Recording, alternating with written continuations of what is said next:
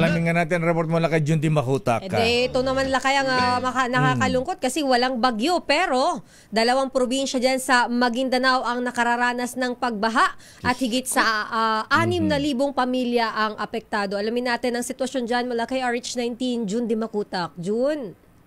Yes, tama kayo, Sir L and Mayor Lakay. Patuloy na nangangalasa itong Intertropical Convergence Zone, itong ITCC. Ito sa Mindanao, kabilang ng ilang bahagi ng Barm Region na nakaranas na gabiwang na tubig baha kagabi. May reported case din ng bubong na lamang ng bahay ang nakikita.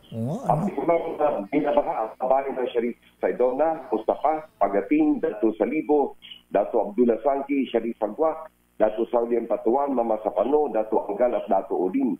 Inula naman ang text message ang cellphone number ni Barm Chief Abdul Rauf Swami Gambal Makakwa at agad ito naglabas ng direktiba para sa padalang tulong ang mga pagdipte ng mga rescue teams sa kinugnayan sa mga MDRRMOs. Naka-standby na rin ang Barm Ready, BFP, Special Rescue Force at military contacts para tumulong sa operasyon at namigay na rin ng relief packs sa mga apektadong pamilya. Sa ulat naman ni OCD Barm Regional Director Joel Mamon, nagsagawa na rin sila ng area survey kahapon o kamakalawa sa Maguindanao del Sur at pinatayan nasa 6,023 pamilya o nasa 30,115 individuals ang apektado ng panibagong baha na ito sa Mindanao. Nakarating din sa atin ang sitwasyon, Mayor and Sister L, na itong ating mga kababayan sa bahagi ng Barangay Bagumbong sa bayan ng Mama Sapano ay pahirapan ang paglabas dahil sinira ng baha ang kahoy na tulay na siyang entry-exit ng mga residente sa naturang barangay. Malawak din na naging kasiraan sa mga pananim sa mga apektado ng baha sa Maguindanao provinces at sa mga karatig na pook. Yan ang ating follow-up update. Jun, yung ano yung lake dyan? Ligwasan Mars ba ang tawag dyan? Umapaw ba sa tubig yan?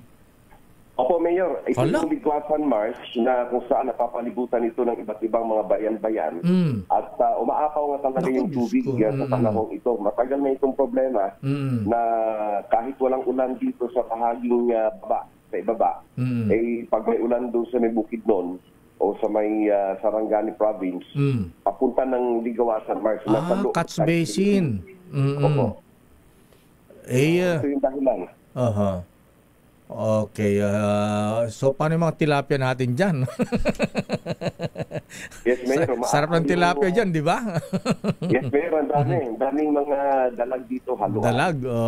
Opo. Saka yung mga tilapia, pupuyo, ano pa ito? Yung gurami. Ito yung mga native foods dito na makikita sa Ligwasan Marsh. Ayan. Sa ngayon, John, habang nagre-report ka, malakas ba ang ulan o wala na? Wala nang ulan, Mayor. Kahapon, kagabi, ay talagang halos magdamag yung ulan. Wow. Na naramdaman. Bumuho halos buong Central Mindanao. At malakas yung ulan. Anong probinsya ang affected, John, bukod sa Maguindanao? Maguindanao del Sur, Maguindanao del Norte at itong mga katigbayan ng Sur itong special geographic area, pero din sa bahagi ng Cotabato Province at dito bahagi sa may bahaging Lanao, Lanao Sur. Okay, nga Rud. Nakakaranas ng baha ngayon na yun. Okay, maraming salamat, Jun Di Makutak. Para sa Damdaning Bayan, RH19, Jun Di Makutak, Bisa RH, una sa Pilipinas, una sa Pilipino. Maraming salamat, Jun Di Makutak.